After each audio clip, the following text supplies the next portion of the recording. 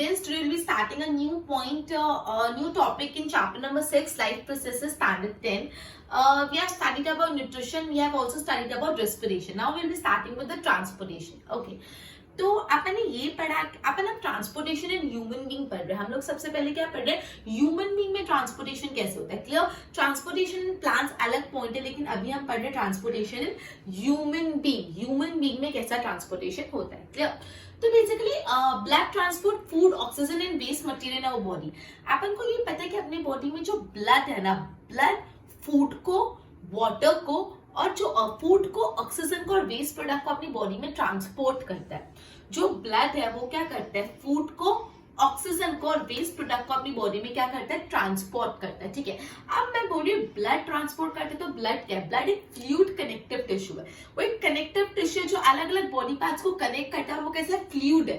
ठीक है. वो फ्लूइड है, it is a fluid connective tissue. So blood is a fluid connective tissue. अब ब्लड का जो फ्लूइड पार्ट है, जो लिक्विड फ्लूइड पार्ट है, वो कौन सा है, प्लाज्मा. ये बहुत इंपॉर्टेंट है, ध्यान रखना. जो ब्लड है उसका जो फ्लूइड पार्ट है वो क्या है, प्लाज्मा. राइट. अब प्लाज्मा के अंदर अलग अलग सेल्स सस्पेंडेड होते हैं. जो फ्लूइड पार्ट है प्लाज्मा, प्लाज्मा के अंदर अलग अलग सेल्स कैसे होते हैं, सस्पेंडेड होता है. क्लियर. तो बेसिकली पहले तो मैंने ये पढ़ा कि ब्लड अपनी बॉडी में ऑक्सीजन, फूड और नाइट्रोजन वेस्ट और वेस्ट प्रोडक्ट को ट्रांसपोर्ट करता है. तो ये ब्लड क्या है, एक फ्लूइड कनेक्टिव टिश्यू है, मतलब एक कनेक्टिव टिश्यू है. ये बॉडी के अलग अलग पार्ट्स को कनेक्ट करता है और ये फ्लूइड है, दैट इज लिक्विड फॉर्म में. अब ब्लड में फ्लूइड कंपोनेंट कौन सा होता है, प्लाज्मा. कौन सा होता है, प्लाज्मा. प्लाज्मा के अंदर अलग अलग सेल सस्पेंडेड होते हैं, red blood cell, white blood cell, ये सब सस्पेंडेड होते हैं. ठीक है. ओके. प्लाज्मा क्या करता है, बेसिकली फूड को, कार्बन डाइऑक्साइड को, नाइट्रोजनियस वेस्ट को एक डिसॉल्व फॉर्म में अपने अंदर घोल के ट्रांसपोर्ट करता है. प्लाज्मा किस किस चीज को ट्रांसपोर्ट करता है, कार्बन डाइऑक्साइड को, फूड को, और जो नाइट्रोजनियस वेस्ट होता है उसको ट्रांसपोर्ट करता है. मतलब ऑक्सीजन को नहीं करता. तो ऑक्सीजन किसके साथ ट्रांसपोर्ट होता है, रेड ब्लड सेल के साथ. जो ऑक्सीजन है वो किसके साथ ट्रांसपोर्ट होते हैं, RBC, that is red blood corpus, red blood cell के साथ. तो प्लाज्मा बेसिकली कार्बन डाइऑक्साइड को, फूड को और नाइट्रोजनियस वेस्ट को अपने अंदर डिसॉल्व करके ट्रांसपोर्ट करते हैं. ऑक्सीजन किसके साथ ट्रांसपोर्ट होता है, रेड ब्लड सेल के साथ ट्रांसपोर्ट होता है. ठीक है. तो इन शॉर्ट ये सब करने के लिए अपन को एक पंपिंग सिस्टम चाहिए to push the blood around our body. अपना जो ब्लड है वो different different parts of the body में जाके कार्बन डाइऑक्साइड ट्रांसपोर्ट करता है, फूड ट्रांसपोर्ट करता है, नाइट्रोजनियस वेस्ट ट्रांसपोर्ट करता है. तो अपने बॉडी में आपको एक पंपिंग सिस्टम चाहिए जो पंप करे और ब्लड को बॉडी में पुश करे, पंप करके ब्लड को पूरी बॉडी में पुश करे. ठीक है. अपन को नेटवर्क ऑफ ट्यूब भी चाहिए टू रीच ऑल टिश्यूज. अब अपन पढ़ रहे हैं अपने बॉडी में अलग अलग टिश्यूज है, टिश्यूज से ऑर्गन बनते हैं. तो अपने बॉडी में अलग अलग टिश्यूज तक पहुंचने के लिए एक नेटवर्क ऑफ ट्यूब भी चाहिए होगा और एक सिस्टम भी चाहिए होगा ये इंश्योर करने के लिए कि नेटवर्क अगर डैमेज हो गया तो हम इसको रिपेयर वापस कर सकते हैं. क्लियर. तो ओके. अब हम हार्ट के बारे में पढ़े, उससे पहले बेसिक इंट्रोडक्शन वापस समझा रही हूँ. जो ब्लड है वो ऑक्सीजन, जो ब्लड है वो ऑक्सीजन को, फूड को और वेस्ट मटेरियल को बॉडी के डिफरेंट डिफरेंट पार्ट्स में ट्रांसपोर्ट करता है. तो ब्लड एक फ्लूइड कनेक्टिव टिश्यू है और जो फ्लूइड कंपोनेंट है ब्लड में वो कौन सा है, प्लाज्मा. प्लाज्मा के अंदर अलग अलग सेल्स सस्पेंडेड होते हैं. ठीक है. ओके. तो बेसिकली प्लाज्मा खुद में फूड, कार्बन डाइऑक्साइड और नाइट्रोजनियस वेस्ट कैरी करता है डिसॉल्व फॉर्म में. मतलब जो भी फूड होता है, जो भी कार्बन डाइऑक्साइड होता है, जो भी नाइट्रोजनियस वेस्ट होता है, वो प्लाज्मा के अंदर ही डिसॉल्व फॉर्म में डिफरेंट डिफरेंट बॉडी पार्ट्स में कैरी होता है. ठीक है. और ऑक्सीजन कहाँ पे डिसॉल्व होता है, ऑक्सीजन किसके साथ जाता है, RBC, that is red blood cell. जो ऑक्सीजन है वो रेड ब्लड सेल्स के साथ आता है. तो ये सब चीज करने के लिए अपन को एक पंपिंग सिस्टम चाहिए जो ब्लड को डिफरेंट डिफरेंट बॉडी पार्ट्स में पुश करेगा. क्या चाहिए, पंप करने का सिस्टम, एक पंपिंग सिस्टम चाहिए जो ब्लड को डिफरेंट डिफरेंट बॉडी पार्ट्स में पुश करेगा. फिर एक नेटवर्क ऑफ ट्यूब भी चाहिए जिससे सारे टिश्यूज तक पहुंचने के लिए, क्या चाहिए, एक नेटवर्क ऑफ ट्यूब भी चाहिए. टिश्यू तक पहुंचने के लिए कुछ नेटवर्क तो चाहिए, वहां तक पहुंचने के लिए ट्यूब्स का नेटवर्क चाहिए. और एक ऐसा सिस्टम भी चाहिए जो इंश्योर करे कि नेटवर्क अगर डैमेज हो गया तो हाँ हम उसको रिपेयर कर सकते हैं. एक ऐसा सिस्टम भी चाहिए जो ensure that the network can be repaired if damage. अगर डैमेज हो गया तो नेटवर्क को हम वापस रिपेयर कर पाएंगे. क्लियर. अब हम बनने वाले अब हार्ट, अब पंप द हार्ट. जो हार्ट ना मसल से बना हुआ ऑर्गन है, it is a muscular organ which is as big as a fist. Fist मतलब मुट्ठी. वो मुट्ठी जितना है, कितना है, मुट्ठी जितना. एक मस्कुलर ऑर्गन है which is as big as the fist. वो मुट्ठी की साइज का. फिस्ट मतलब क्या होता है, मुट्ठी. मुट्ठी की साइज का है अपना हार्ट. ठीक है. अब हार्ट में बेसिकली कार्बन डाइऑक्साइड और ऑक्सीजन दोनों को ट्रांसपोर्ट करते हैं, जो transported by the blood carbon dioxide और ऑक्सीजन दोनों को ट्रांसपोर्ट करता है। इसलिए हार्ट के अंदर अलग अलग चैम्बर्स है, अलग अलग सेक्शन है, जिससे ऑक्सीजन वाला ब्लड, ऑक्सीजन रिच ब्लड और कार्बन डाइऑक्साइड रिच ब्लड एक दूसरे में मिक्स नहीं हो जाए। अब ये बहुत इंपॉर्टेंट है, हार्ट में 4 चैम्बर है। हार्ट में कितने चैम्बर होते हैं? 4 चैम्बर्स है। तो क्यों अलग अलग चैम्बर्स है? उसका रीजन क्या है? उसका रीजन ये कि ब्लड अपने साथ ऑक्सीजन भी कैरी करता है, कार्बन डाइऑक्साइड भी कैरी करता है। इसलिए हार्ट में अलग अलग चैम्बर है, जैसे ऑक्सीजन रिच ब्लड और carbon dioxide rich blood. Oxygen वाला ब्लड और कार्बन डाइऑक्साइड वाला ब्लड एक दूसरे के अंदर मिक्स नहीं हो जाए, इसलिए अलग अलग चैम्बर्स बना दिए। ठीक है, तो basically carbon dioxide rich blood has to be, जो कार्बन डाइऑक्साइड रिच ब्लड है, मतलब जिस ब्लड में कार्बन डाइऑक्साइड है, कार्बन डाइऑक्साइड अपनी बॉडी का वेस्ट प्रोडक्ट है, तो अपने बॉडी के वेस्ट प्रोडक्ट को, मतलब कार्बन डाइऑक्साइड को लेके ब्लड कहाँ पे आता है? लंग्स पे पहुंचता है for CO2 to be removed, और उसके बाद लंग्स से CO2 को एक्सहेल कर देते हैं। मतलब अपनी बॉडी में जो कार्बन डाइऑक्साइड है हम उसको एक्सहेल कैसे करते हैं? वो अपने डिफरेंट बॉडी पार्ट से ब्लड लेके आता है लंग्स में, और लंग्स से हम एक्सहेल करते हैं कार्बन डाइऑक्साइड, मतलब रिलीज कर सकते हैं। और लंग्स में जो ऑक्सीजन है उसको डिफरेंट बॉडी पार्ट्स में जाना है, तो ऑक्सीजनेटेड ब्लड लंग्स से has to be brought to the heart, मतलब जो भी ऑक्सीजन वाला ब्लड है वो लंग्स से हार्ट में जाएगा और हार्ट से डिफरेंट बॉडी पार्ट्स में जाएगा। क्लियर? मैं वापस समझा रही हूँ, बहुत इंपॉर्टेंट है। अपन पढ़ रहे हैं हार्ट के बारे में। हार्ट बेसिकली जो है वो मस्कुलर ऑर्गन है जिसकी साइज का एक मुट्ठी जितनी है, एक फिस्ट जितनी साइज है। ठीक है, अब ये जो हार्ट है उसमें अलग अलग चेम्बर्स है। उसमें अलग अलग चेम्बर्स क्यों है? बिकॉज ब्लड जो है ना वो ऑक्सीजन और कार्बन डाइऑक्साइड दोनों को ट्रांसपोर्ट करने का काम करता है। तो ये ऑक्सीजन रिच ब्लड और कार्बन डाइऑक्साइड रिच ब्लड एक दूसरे के अंदर मिक्स नहीं हो जाए, इस वजह से हार्ट में अलग अलग चैम्बर्स है। ठीक है, तो बेसिकली अपनी बॉडी का वेस्ट प्रोडक्ट होता है कार्बन डाइऑक्साइड, तो बेसिकली ब्लड अपनी बॉडी में से कार्बन डाइऑक्साइड लेके लंग्स तक पहुंचाता है और लंग्स इसको बाहर रिलीज करते हैं in the form of acceleration, और ये कार्बन डाइऑक्साइड अपनी बॉडी से निकल जाता है। अब हम इनहेल करते हैं तो अपने लंग्स में ऑक्सीजन आया, तो ये ऑक्सीजन वाला ब्लड कहाँ पे पहुंचता है? हार्ट में, और हार्ट से डिफरेंट बॉडी पार्ट्स में जाता है। क्लियर? अभी फिर हम स्टेप बाय स्टेप प्रोसेस करेंगे। तो oxygenated rich blood from lungs comes to the thin wall of upper. अपन ने पढ़ा जो भी लंग्स है उसमें ऑक्सीजन रिच ब्लड है वो पहुंचता है हार्ट में।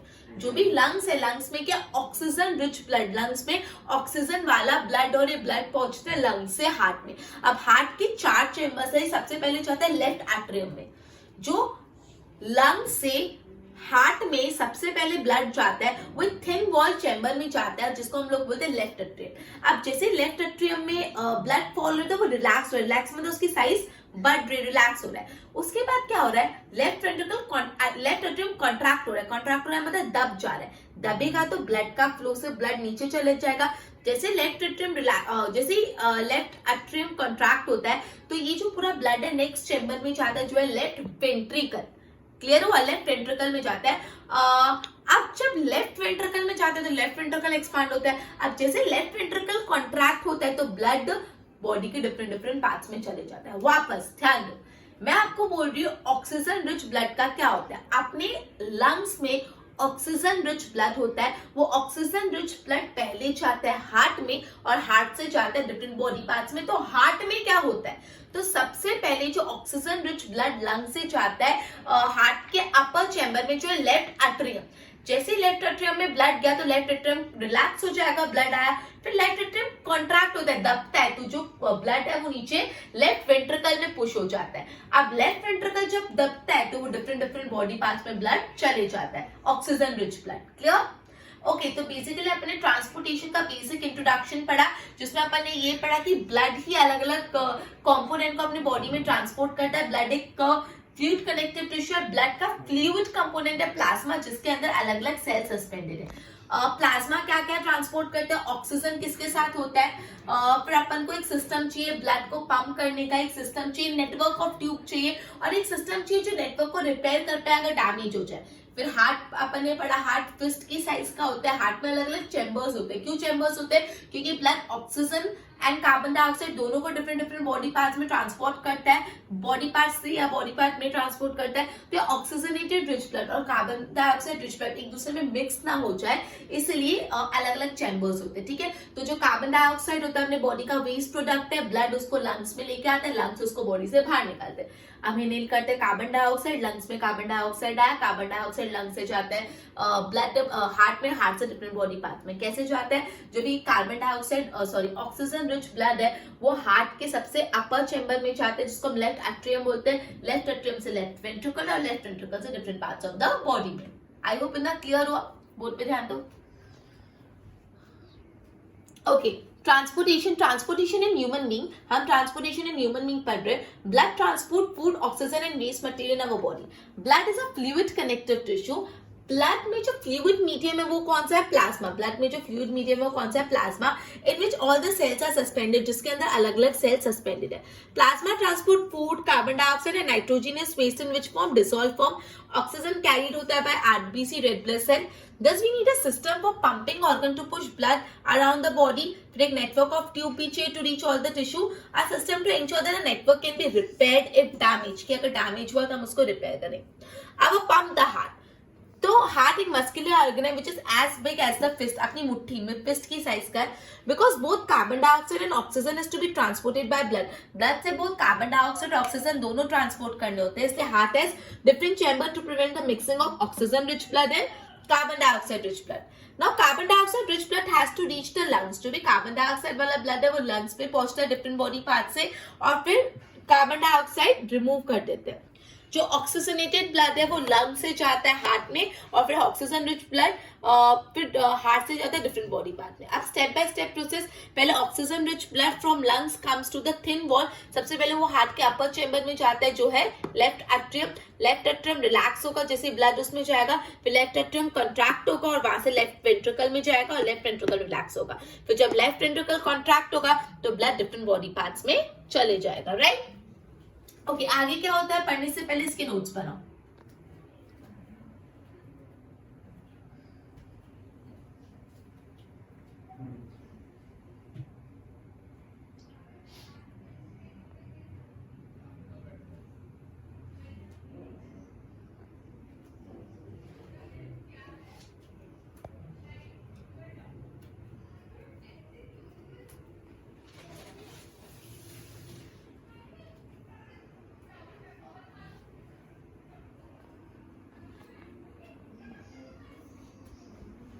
ओके, तो अभी तक अपन ने पढ़ा जो ऑक्सीजनेटेड ब्लड था वो लंग से गया लेफ्ट एट्रियम में, और लेफ्ट एट्रियम से गया लेफ्ट वेंट्रिकल में, और वहां से different parts of the body में गया। अब अपन बात करें डीऑक्सीजनेटेड ब्लड की। डीऑक्सीजनेटेड ब्लड का क्या होता है? डीऑक्सीजनेटेड ब्लड मतलब carbon dioxide rich blood. Deoxygenated मतलब जिसमें ऑक्सीजन नहीं तो क्या होगा? कार्बन डाइऑक्साइड होगा। डीऑक्सीजनेटेड ब्लड और कार्बन डाइऑक्साइड रिच ब्लड दोनों सेम ही बात है। तो डीऑक्सीजनेटेड ब्लड या कार्बन डाइऑक्साइड रिच ब्लड कहाँ पे होता है? बॉडी के डिफरेंट पार्ट्स में होता है। वो different parts of the body से हाथ में आता है। अब वो राइट साइड आता है अपर चैम्बर में। सबसे पहले कहाँ जाता है? वो राइट एट्रियम में जाता है। कहाँ जाता है? राइट एट्रियम में। जो कार्बन डाइऑक्साइड रिच ब्लड है, जो डीऑक्सीजनेटेड ब्लड है, वो different parts of the body से कहाँ जाता है? राइट एट्रियम में। राइट एट्रियम में जाता है तो राइट एट्रियम रिलैक्स होता है, फिर राइट एट्रियम कॉन्ट्रैक्ट होता है, और वो जो बाकी का ब्लड है वो जाता है राइट वेंट्रिकल में, ठीक है। तो जैसे राइट वेंट्रिकल कॉन्ट्रैक्ट होगा तो बाकी का ब्लड जाएगा नीचे राइट वेंट्रिकल में, ठीक है।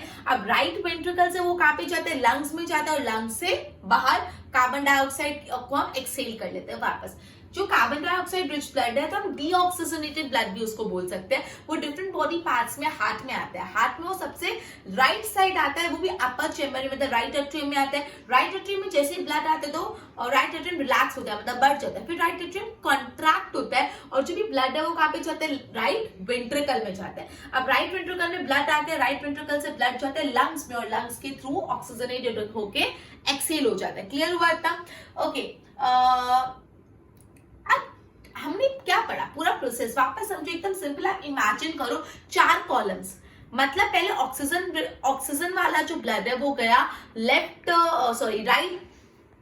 जस्ट अ मिनट, हाँ, जो ऑक्सीजन वाला ब्लड है वो गया लेफ्ट एट्रियम में, लेफ्ट एट्रियम से गया वो लेफ्ट वेंट्रिकल में, और लेफ्ट वेंट्रिकल से गया different parts of the body में।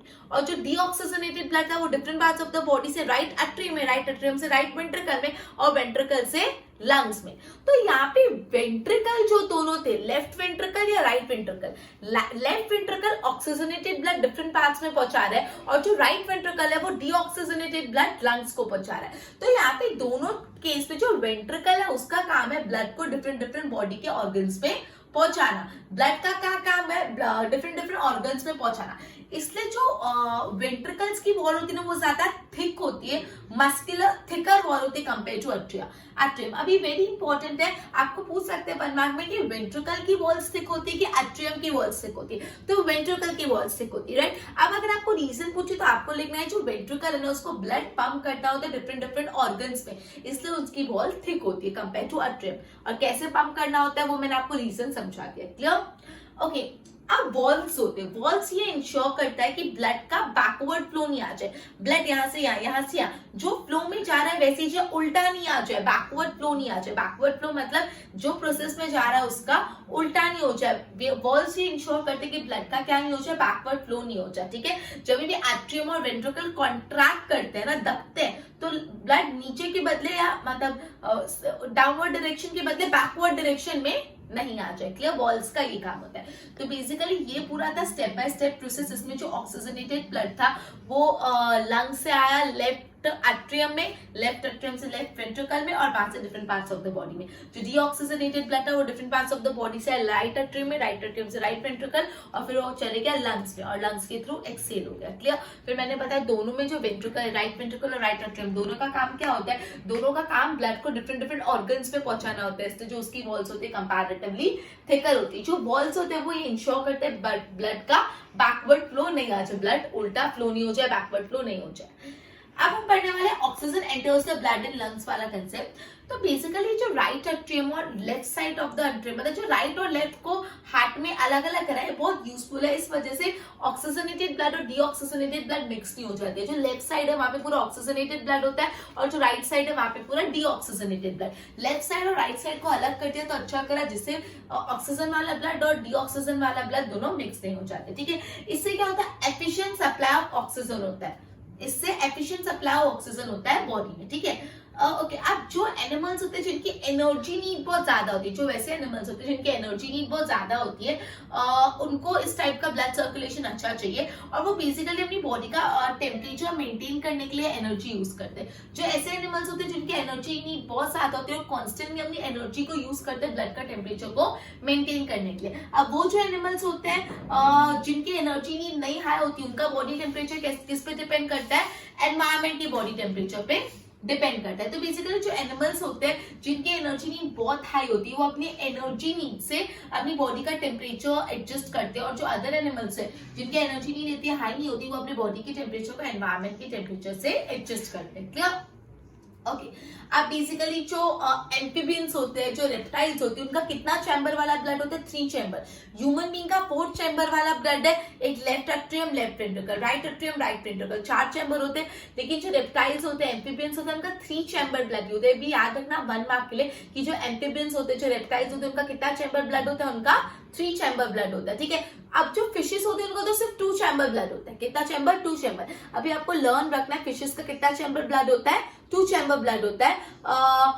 ब्लड है ना गिल्स पे पंप होता है, और गिल्स से different parts of the body में चले जाता है। मतलब यहाँ पे ब्लड सिर्फ एक ही बार बॉडी से गो थ्रू करा, ब्लड सिर्फ एक ही बार। लेकिन जो दूसरे वर्टिब्रेट्स होते हैं उसमें 2 बार ब्लड बॉडी से गो थ्रू करता है, इसलिए हम उसको डबल सर्कुलेशन बोलते हैं, क्लियर। वापस समझा रही हूँ, अपन ये पढ़ रहे कि ये जो राइट साइड और लेफ्ट साइड को अलग अलग कर दिया, अच्छी बात है। इससे ऑक्सीजनेटेड रिच ब्लड और डीऑक्सीजनेटेड ब्लड मिक्स नहीं हो जाता, दोनों की मिक्सिंग नहीं होती, ठीक है। बिकॉज लेफ्ट साइड वाला पूरा ऑक्सीजन वाला होता है, राइट साइड पूरा कार्बन डाइऑक्साइड है, तो डीऑक्सीजनेटेड ब्लड हम उसको बोल सकते हैं, ठीक है। अब बेसिकली जो एनिमल्स होते हैं जिनकी एनर्जी रिक्वायरमेंट बहुत ज्यादा हाई होती है, वो कॉन्स्टेंटली अपनी एनर्जी को यूज करते हैं अपना बॉडी टेम्परेचर मेंटेन करने के लिए, और जो दूसरे एनिमल्स होते हैं वो अपने बॉडी टेम्परेचर के लिए टेम्परेचर ऑफ एनवायरमेंट पे डिपेंड करते हैं। जो रेप्टाइल्स होते हैं, जो एम्फीबियंस होते हैं, उनका 3 चैम्बर्ड हार्ट होता है, ठीक है। और जो फिशेस होते हैं उनको तो सिर्फ 2 चैम्बर, पहले गिल्स से different parts of the body, मतलब पूरे थ्रू आउट द प्रोसेस सिर्फ एक ही बार ब्लड गो थ्रू करता है बॉडी से, सिर्फ एक ही बार बॉडी से जाता है, इसलिए इसको क्या बोलते हैं सिंगल सर्कुलेशन। लेकिन जो दूसरे वर्टिब्रेट्स है उसमें बॉडी से 2 बार ब्लड गो थ्रू करता है पूरे प्रोसेस में, बिकॉज 4 चैम्बर होते हैं, एक बार फिर 2 बार, तो इससे उसको क्या बोलते हैं डबल सर्कुलेशन। अब अपन आर्टरीज, वेन्स, कैपिलरीज के बारे में पढ़ेंगे। ब्लड वेसल्स अपन ने पढ़ा था ना, ब्लड वेसल्स क्या होती है, अलग अलग ट्यूब्स होती है जो different parts of the blood में ट्रांसपोर्ट का काम करती है। तो बेसिकली आर्टरीज क्या होती है, आर्टरीज ब्लड को हार्ट से different parts of the body में लेके जाती है। जो हार्ट होता है, हार्ट में ब्लड होता है, उसको different parts of the body में लेके जाने का काम किसका होता है, आर्टरीज का। जब हार्ट से ब्लड निकलता है तो फुल प्रेशर के साथ निकलता है, इसलिए आर्टरीज की वॉल्स कैसी होती है, थिक होती है और इलास्टिक होती है। वेन्स क्या करते हैं, वेन्स डिफरेंट बॉडी पार्ट से ब्लड कलेक्ट करके ब्लड में लाते हैं, हाथ में लाते हैं। वेन्स क्या करते हैं, ब्लड को डिफरेंट बॉडी पार्ट से कलेक्ट करके हाथ में लाते हैं। अब यहाँ पे जब डिफरेंट बॉडी पार्ट से ब्लड हाथ में आ रहा है तो वो इतने ज्यादा प्रेशर से नहीं आ रहा है, इसलिए उसकी वॉल्स, जो वेन की वॉल्स इतनी थिक नहीं होती, लेकिन उसमें वॉल्स होते हैं। वॉल्स ये इंश्योर करते कि ब्लड उल्टी डायरेक्शन में फ्लो नहीं हो जाए। मैं वापस समझा रही, आर्टरीज और वेन्स ये बहुत इंपॉर्टेंट है, प्लीज अटेंटिव रह के सुनना। आर्टरीज और वेन्स और आगे कैपिलरीज भी पढ़ोगे, वो ब्लड वेसल्स है जो डिफरेंट पार्ट्स में ब्लड को ट्रांसपोर्ट करती है। तो आर्टरीज क्या करते हैं, जो हार्ट में ब्लड होता है उसको डिफरेंट बॉडी पार्ट्स में लेके जाता है। तो जब हार्ट से ब्लड निकलता है तो बहुत प्रेशर से निकलता है, इसलिए जो आर्टरीज है ना उसकी वॉल कैसी होती है, बहुत इलास्टिक और थिक होती है। अब जो डिफरेंट बॉडी पार्ट से ब्लड को हार्ट में लेके आने का काम करता है वो कौन करता है, वेन्स के करता है। अब जो डिफरेंट बॉडी पार्ट से ब्लड हार्ट में आ रहा है तो बहुत ज्यादा प्रेशर से नहीं आता, इसलिए जो वेन्स की वॉल्स होती है वो थिक और इलास्टिक नहीं होती। क्लियर? लेकिन उसमें वॉल्स होता है to avoid backward movement, valves होता है जिससे backward flow of the blood नहीं हो। तो बेसिकली अपन ने पूरा ऑक्सीजनेटेड और डीऑक्सीजनेटेड ब्लड कैसे हार्ट में गो थ्रू करता है वो पढ़ा। फिर अपन ने पढ़ा कि फिशेस के बारे में पढ़ा, एम्फीबियंस के बारे में पढ़ा, डबल सर्कुलेशन के बारे में पढ़ा, आर्टरीज और वेन्स के बारे में पढ़ा। क्लियर? बोर्ड पे ध्यान दो। Now deoxygenated blood comes from the body to the upper। अब जो deoxygenated blood है, मतलब जो कार्बन डाइऑक्साइड रिच ब्लड है, वो फ्रॉम बॉडी से कहाँ पे जा रहा है, upper chamber on the right side, जिसको हम राइट एट्रियम बोलते हैं। ऐसे रिलैक्स, जैसे ब्लड जाता है तो वो रिलैक्स करता है। विल राइट एट्रियम कॉन्ट्रैक्ट, अब राइट एट्रियम कॉन्ट्रैक्ट हो रहा है तो वो कहाँ पे जा रहा है, राइट वेंट्रिकल में जा रहा है। अब राइट वेंट्रिकल से कहाँ पे जा रहा है, लंग्स पे, deoxygenated blood। Now ventricles they have to pump blood in various organs। ventricles का काम क्या होता है, ब्लड को डिफरेंट ऑर्गन्स में पंप करना। जो लेफ्ट वेंट्रिकल था वो ब्लड को डिफरेंट बॉडी पार्ट्स में लेके जाता था, और जो राइट वेंट्रिकल है वो ब्लड को लंग्स में लेके जाता था। तो जो दोनों वेंट्रिकल है, राइट वेंट्रिकल ले लो कि लेफ्ट वेंट्रिकल, दोनों have to pump blood to various organ, इसलिए उनकी थिकर मस्कुलर वॉल होती है then compare to atrium. Now walls ये इंश्योर करते हैं blood does not flow backward when atrium and ventricle contract. जो वॉल्स होते हैं वो ये इंश्योर करते हैं कि ब्लड का फ्लो बैकवर्ड नहीं आ जाए जब आर्टरियस और वेंट्रिकल कॉन्ट्रैक्ट हो रहे हैं। Now oxygen enter the blood in lungs, pull a separation of right side and left side of the heart, useful to keep the oxygenated and deoxygenated blood up from mixing। मतलब जो left side और right side को अलग अलग कर दिया, इससे क्या होता है, ऑक्सीजनेटेड ब्लड और डीऑक्सीजनेटेड ब्लड मिक्स नहीं होता। This ensure highly efficient supply oxygen to blood. ना जो एनिमल्स होते हैं जिनकी हाई एनर्जी रिक्वायरमेंट है वो कॉन्स्टेंटली एनर्जी यूज करते हैं अपना बॉडी टेम्परेचर मेंटेन करने के लिए। जो दूसरे एनिमल्स है अपना बॉडी टेम्परेचर मेंटेन डिपेंड करता है, उनका depends upon the environment. Now जो रेप्टाइल्स होते हैं, एम्फीबियंस, उनका 3 चैम्बर हार्ट होता है और वो थोड़ा बहुत मिक्सिंग को टॉलरेट करते थे, tolerate some sort of mixing, थोड़ा मिक्सिंग चलता है। जो फिशेस होते हैं उनका 2 चैम्बर हार्ट होता है, ब्लड पंप होता है गिल से, और गिल से different part of the body में ट्रांसफर होता है। Thus blood goes only once through out the heart, heart में सिर्फ एक ही बार जाता है ब्लड, लेकिन बाकी वर्टिब्रेट्स में हार्ट में कितनी बार जाते हैं, 2 बार जाते हैं, इसको क्या बोलते हैं, double circulation. Now the tubes, arteries carries blood from heart to different organs and blood emerges with huge pressure से आता है, इसलिए आर्टरीज की थिकर और इलास्टिक वाल्स होती है। जो वेन्स होते हैं वो ब्लड को कलेक्ट करता है डिफरेंट ऑर्गन से टू द हार्ट, और इसलिए उसकी वॉल्स थिन होती है। उनकी वॉल थिक्स नहीं होती बिकॉज वो बहुत प्रेशर से इमर्ज नहीं होता, लेकिन उनमें वॉल्स होते हैं to avoid the backward flow of blood. Okay, तो this was about arteries, veins. एक बार इसके नोट्स बनाना, फिर आगे करते हैं।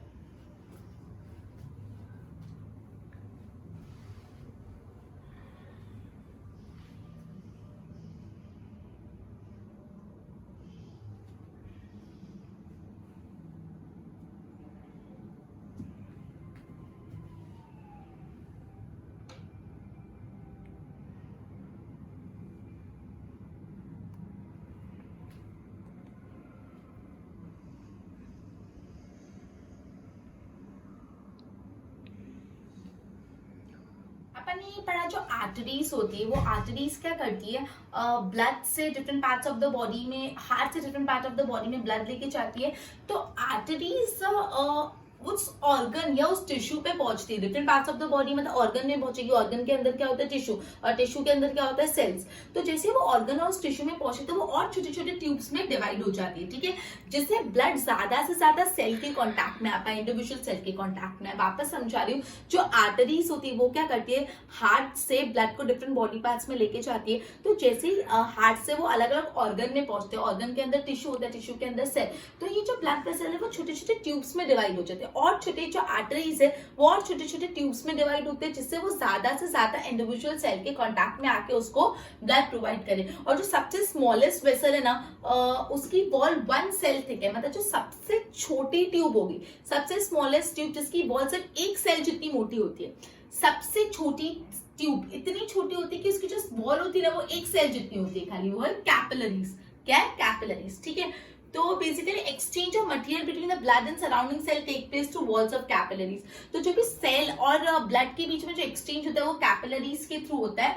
Okay, capillaries join to form veins that convey blood away from the organ. अब कैपिलरीज, फिर देखो आर्टरीज था, आर्टरीज है छोटे छोटे छोटे छोटे छोटे छोटे पार्ट्स में टूटी, कैपिलरीज बनी, फिर कैपिलरीज मिलके वेन्स बन जाती है और वो डीऑक्सीजनेटेड ब्लड लेके हार्ट में पहुंचाती है। वापस समझो, आर्टरीज एक ब्लड वेसल है जो क्या करती है, हार्ट से oxygenated blood different body parts में लेके आते हैं, और डिफरेंट बॉडी पार्ट्स में पहुंच के जो आर्टरीज होती है वो और स्मॉलर ट्यूब में डिवाइड हो जाती है, और सबसे स्मॉलेस्ट ट्यूब होती है कैपिलरीज। फिर ये कैपिलरीज सारी मिल जाती है और बन जाता है वेन, और ये वेन डिफरेंट ऑर्गन से डीऑक्सीजनेटेड ब्लड वापस पहुंचाता है हार्ट में। क्लियर हुआ इतना बात? अब प्लेटलेट्स का काम क्या होता है, मेंटेनेंस में प्लेटलेट क्या होता है, ठीक है। तो सपोज क्या होता है कि ये अपन पूरा सिस्टम पढ़ रहे हैं, अगर इस सिस्टम में लीकेज हो जाए तो क्या हो, एक भी ट्यूब में लीक हो जाए तो क्या बहुत प्रॉब्लम हो जाएगी। आपको पता है कभी आपको कुछ लग जाता है तो ब्लड निकलने लगता है। तो इमेजिन अगर कांस्टेंट बॉडी से ब्लड निकलता रहे तो क्या हो जाएगा, अपनी बॉडी से ब्लड लॉस हो जाएगा, इवन जो प्रेशर है वो भी डिस्टर्ब हो जाएगा। जिस प्रेशर से ब्लड फ्लो रहा है, बीच में लीकेज हो गया, अगर एक सपोज पाइप है, पाइप को बीच में से छेद कर लो तो पूरा पाइप का प्रेशर डिस्टर्ब हो जाता है। तो पहली बात, लीकेज से ब्लड लॉस भी होगा, दूसरा प्रेशर भी रिड्यूस हो जाएगा, जिससे पूरा पंपिंग प्रोसेस अच्छे से नहीं हो जाएगा। तो अब क्या करना पड़ेगा, जो लीकेज है तो इसको फिक्स करना पड़ेगा। लीकेज को फिक्स कौन करता है, प्लेटलेट्स। ब्लड के अंदर होते हैं प्लेटलेट्स। अब हमने ये वर्ड सुना था ब्लड क्लॉटिंग, खून जमन, ब्लड क्लॉटिंग, ब्लड क्लॉट हो जाता है। तो ब्लड क्लॉट होने से ब्लड फ्लो नहीं होता और ब्लड अपनी बॉडी से निकलता नहीं, तो प्रेशर मेंटेन रहता है और ब्लड लॉस भी नहीं होता, ठीक है। तो प्लेटलेट्स का काम क्या होता है, इंपॉर्टेंट है। प्लेटलेट्स का काम होता है कि ब्लड क्लॉटिंग करना। प्लेटलेट्स क्या करते हैं, ब्लड को क्लॉट कर देते हैं। अब ब्लड क्लॉट होगा तो अपनी बॉडी के लिए क्या फायदा होगा, बोला है कि अपनी बॉडी में से अगर कोई भी अपन को लग गया और इंजरी होगी तो बॉडी में से ब्लड निकलता जाएगा तो ब्लड का लॉस हो जाएगा। और दूसरी बात, जिस प्रेशर से ब्लड पास होना चाहिए वो भी नहीं होगा, और प्रेशर रिड्यूस हो जाएगा तो पूरे जो पंपिंग सिस्टम है वो खराब हो जाएगा। इसलिए जो ब्लड में प्लेटलेट होता है, ब्लड को क्लॉट कर लेते हैं, ब्लड को जमा देते हैं, जिससे वो बॉडी में से लीक नहीं हो और प्रेशर मेंटेन है। तो प्लेटलेट्स करते हैं ब्लड क्लॉटिंग। अब अपन लिम्फ के बारे में पढ़ रहे हैं। एक और फ्लूइड होता है बॉडी में जिसको जो ट्रांसपोर्टेशन में इन्वॉल्व होता है, जिसको हम लिम्फ बोलते हैं, तो हम लोग टिश्यू फ्लूइड बोलते हैं। एक और टिश्यू होता है बेसिकली जो एक और फ्लूइड होता है जो ट्रांसपोर्टेशन में इन्वॉल्व होता है, जिसको हम लोग बोलते हैं लिम्फ या टिश्यू फ्लूइड। ओके, तो बेसिकली कैपिलरीज की वॉल्स में छोटे छोटे पोर्स होते हैं, छोटे छोटे होल्स होते हैं। जो कैपिलरीज होती है, कैपिलरीज की वॉल्स में क्या होता है, छोटे छोटे होल्स होते हैं, और इस होल से कुछ प्लाज्मा, कुछ प्रोटीन, कुछ ब्लड सेल एस्केप हो जाते हैं। मतलब वो छोटे छोटे होल से निकल के वो टिश्यू के इंटरसेल्युलर स्पेस में चले जाते हैं, और ये टिश्यू की इंटरसेल्युलर स्पेस में जाके क्या बनाते हैं, लिम्फ।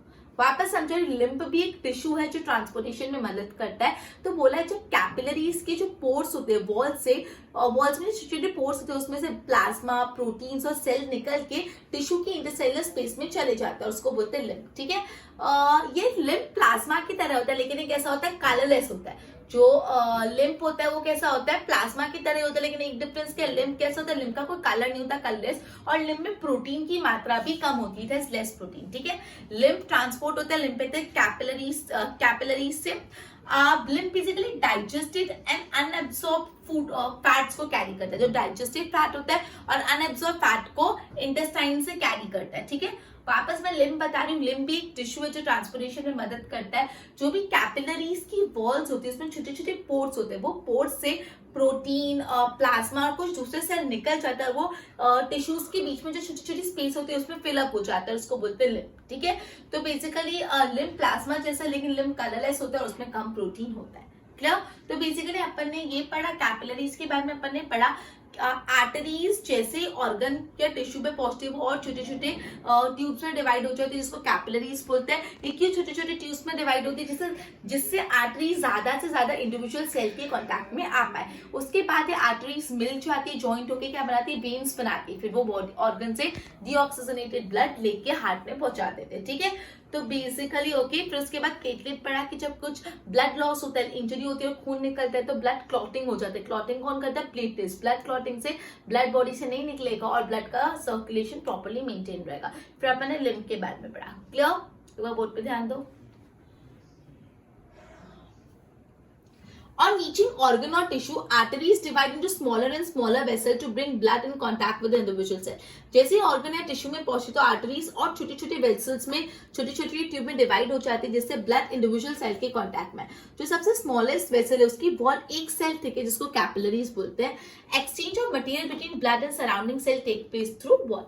Now capillaries join हो जाते to form vein that carry blood away from the organ or tissue. Now maintenance by platelet. What happens is system to be develop अलेगा, ये पूरे वेल डेवलप सिस्टम में लीकेज आ जाए तो क्या problem होगी? जैसे कोई इंजरी हो जाए और अपन ब्लीड करते हैं तो lots of blood from the system is minimize. अपनी बॉडी में से बहुत ज्यादा ब्लड निकल जाता है, लीकेज से प्रेशर रिड्यूस हो जाता है जिससे इफेक्टिवनेस ऑफ पंपिंग कम हो जाती है। तो अब पिक्चर में आता है ब्लड प्लेटलेट। ब्लड प्लेटलेट ये लीक्स को फिक्स करता है and help the clotting of the blood at every point of injury. जहाँ पे भी इंजरी हो यहाँ पे ब्लड क्लॉटिंग हो जाता है जिससे ज्यादा ब्लड लॉस नहीं है। फिर अपने लिम्ब के बारे में पढ़ा। एक और फ्लूइड है that is involve in transportation, इसको लिम्ब या तो टिश्यू फ्लूइड बोलते हैं। Through pores in the walls of the capillary. Capillary की वॉल में जो छोटे छोटे पोर्स है उससे कुछ प्लाज्मा, कुछ प्रोटीन, कुछ ब्लड सेल एस्केप हो जाते हैं और intercellular space of the tissue में चले जाते हैं और लिम्ब बनाते हैं। It is similar to plasma but it is colourless and it is less protein. Lymph lymphatic capillary से फ्लो होता है। ओके, तो ये अपन ने पूरा पढ़ लिया transportation in human being. Okay, transportation in human being कैसे होता है, हार्ट कैसे वर्क करता है, कौन कौन सी आर्टरीज, वेन्स, कैपिलरीज, लिम्ब, सब कुछ अपन ने पढ़ लिया। फिर ट्रांसपोर्टेशन इन प्लांट्स कैसे होता है वो अपन नेक्स्ट लेक्चर में पढ़ेंगे। एक बार इसकी नोट्स बना लो। Good bye.